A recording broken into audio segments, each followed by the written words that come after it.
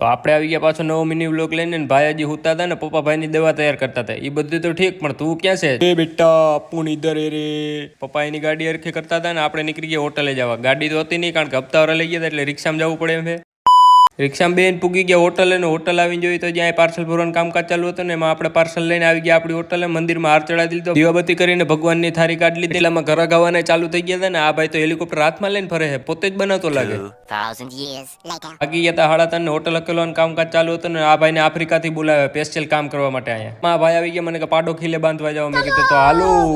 પાડાને તબેલે લઈને આવી ગયા ને એ ભાઈ કે લાય હું પાડાને ખીલે બાંધતો આવું, તમે અહીં ધ્યાન રાખજો તબેલાનું. તો જાજા પાડા ખીલે બાંધાડેલા. આ ભાઈ પોતે અલીબાબા 40 ચોર, આખા ગામનો ગાડીઓ કરી નાખે. ભાઈ છોકરાને બારો રાખો માં તડકામ કાળો પડી જાય. સરકારી બસ ને સરકારી ખટારામાં કન્વર્ટ કરી નાખો ને એટલામાં હરીભાઈ કે ગાડી તો હતી ને એટલે ભાવેશભાઈ ની ગાડી બેને પૂગી ગયા ઘરે ને પછી હીરવાને લઈને નીકળી ગયા ઘર બાજુ જવા.